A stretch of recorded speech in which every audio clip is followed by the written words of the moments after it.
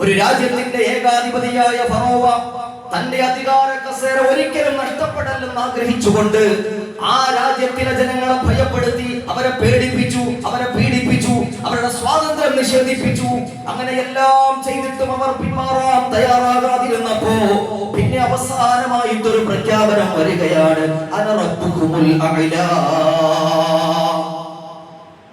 ഇത്രയും നാളെ നിങ്ങൾ എന്നെ കുറിച്ച് വിശ്വസിച്ചത് ഞാൻ ഈജിപ്തിന്റെ രാജാവെന്നാണ്. പക്ഷെ അങ്ങനെയല്ല കേട്ടോ.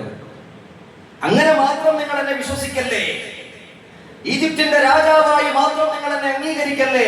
അന റബ്ബുകുമുൽ അഅ്ലാ. ഏറ്റവും ഉന്നതനായ ഒരു രക്ഷിതാവ് നിങ്ങൾക്കുണ്ടെങ്കിൽ ആ രക്ഷിതാവ് തന്നെയാണ് ഞാൻ എന്ന ദൈവവാദം അവസാനമായി മുഴക്കുകയാണ്.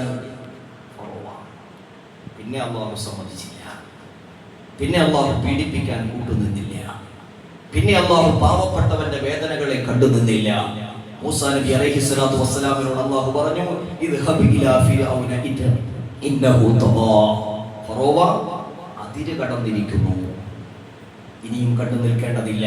അതുകൊണ്ട് ഫറോവയുടെ അടുക്കലേക്ക് പോകണം എന്ന് മഹാനായ മൂസാ നബി അലൈഹിസ്സലാത്തു വസ്സലാമിനോട് അല്ലാഹുവിന്റെ പ്രഖ്യാപനം.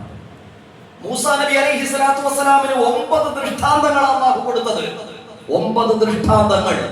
അന്നുവരെ കാലഘട്ടത്തിലെ ജനങ്ങളൊന്നും കണ്ടിട്ടില്ലാത്ത 9 ദൃഷ്ടാന്തങ്ങളെ ഒരു രാജ്യത്തിന്റെ ഏകാധിപതിക്കെതിരെ വിജയിക്കാൻ വേണ്ടിയിട്ട്, ജനസമൂഹങ്ങൾ അംഗീകരിക്കാൻ മഹാനായ മൂസാ നബി അലൈഹിസ്സലാത്തു വസ്സലാമിന് അല്ലാഹു സുബ്ഹാനഹു വ തആല 9 ദൃഷ്ടാന്തങ്ങൾ നൽകി. പരിശുദ്ധമായ ഖുർആൻ കൃത്യമായി ബോധ്യപ്പെടുത്തുന്നു. ആ 9 ദൃഷ്ടാന്തങ്ങളിൽ ഏറ്റവും പ്രധാനപ്പെട്ട ദൃഷ്ടാന്തമാണ് കടൽ പിളർന്നു പോയ ദൃഷ്ടാന്തം. അതൊരു സാധാരണക്കാരന് കാണിക്കാൻ പറ്റില്ല. അത് ദൈവികമായ ഇടപെടലാണ്. അല്ലാഹുവിന്റെ പരിശുദ്ധമായ ഖുർആൻ പറഞ്ഞു, വഇദ് ഫറഖനാ ബികുമുൽ ബഹറ ഫഅൻജയ്നാകും വഅറഖനാ ആല ഫിർഔന വഅൻതും തൻദുറൂൻ. ഇന്നും ജനങ്ങൾ നോക്കി കാണുകയല്ലേ. ഈജിപ്തിലെ കെയ്റോയിലെ മ്യൂസിയത്തിൽ ഫറോവയുടെ ബോഡി പൈസ ഉണ്ടെങ്കിൽ ഇപ്പോൾ നമുക്ക് പോയി കാണാം. ഈജിപ്ത് ഒന്ന് സന്ദർശിച്ചാൽ മതി. ലോകത്തിന്റെ ദൃഷ്ടാന്തമായിട്ട് അല്ലാഹു അത് ബാലൻസ് ചെയ്യുകയാണ്. ഇത് ഫറഖനാ ബികുമുൽ ബഹറ, പിളർത്തിയത് അല്ലാഹുവാണ്, അല്ലാതെ മറ്റാരുമല്ല. മൂസാ നബി അലൈഹിസ്സലാത്തു വസ്സലാമിനെ വിജയിപ്പിക്കാൻ അല്ലാഹു തആല ആ കടലിനെ തന്നെ പിളർത്തിയിട്ട് 9 അത്ഭുതങ്ങളിൽ ഒരു അത്ഭുതമായി ആ കടൽ പിളർത്തിയതിനെ അല്ലാഹു കാണിച്ചു കൊടുക്കുകയാണ്.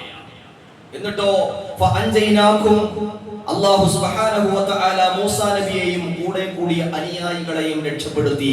വഅറഖനാ ആല ഫിർഔൻ. ഒരുപാട് സ്വേച്ഛാധിപതികളെ കണ്ടവരാണ് നാം, ഒരുപാട് ഏകാധിപതികളെ കണ്ടവരാണ് നാം.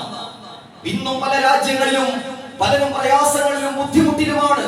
ഫലസ്തീനിന്റെ മണ്ണിൽ പാവപ്പെട്ട 10,000-കണക്കിന് കുഞ്ഞുമക്കൾ നിഷ്ഠൂരമായിട്ട് കൊന്നൊടുക്കപ്പെടുമ്പോ ഉറക്കം നഷ്ടപ്പെട്ട കോടാനുകോടി മുസ്ലിമീങ്ങൾ ലോകത്തിന്റെ അഷ്ടകോണുകളിൽ ജീവിച്ചിരുന്നില്ലേ? പക്ഷേ പ്രിയപ്പെട്ടവരെ, ഏകാധിപതികളുടെ പതനം അത് അല്ലാഹുവിന്റെ തീരുമാനം തന്നെ. പരിശുദ്ധമായ മുഹറം 10 ഇന്ന് വിശുദ്ധമായ നോമ്പുകാരായിട്ട് ഈ വിശുദ്ധ നാളിൽ, ഈ വിശുദ്ധ ദിനത്തിൽ നമ്മൾ ഇവിടെ ഒരുമിച്ചിരിക്കുമ്പോ നമ്മൾ ഇവിടെ ചർച്ച ചെയ്തത് മൂസാ നബിയുടെ ചരിത്രമാണ്. നമ്മളിവിടെ പറഞ്ഞത് ഫറോവയുടെ ചരിത്രമാണ്.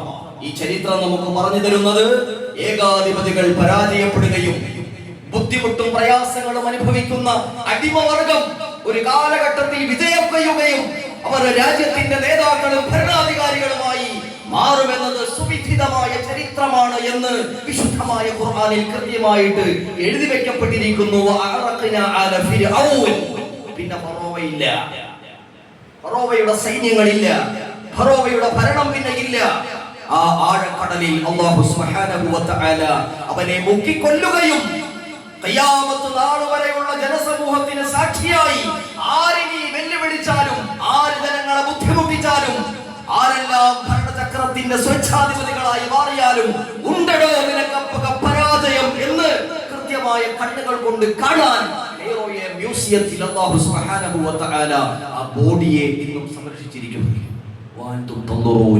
അവിടേക്കാണ് നമ്മൾ നോക്കേണ്ടത്, അതാണ് നമ്മൾ കാണേണ്ടത്. അതുകൊണ്ട് പ്രിയപ്പെട്ട മുഅ്മിനീങ്ങളെ, സഹോദരങ്ങളെ, the historical lesson of hope.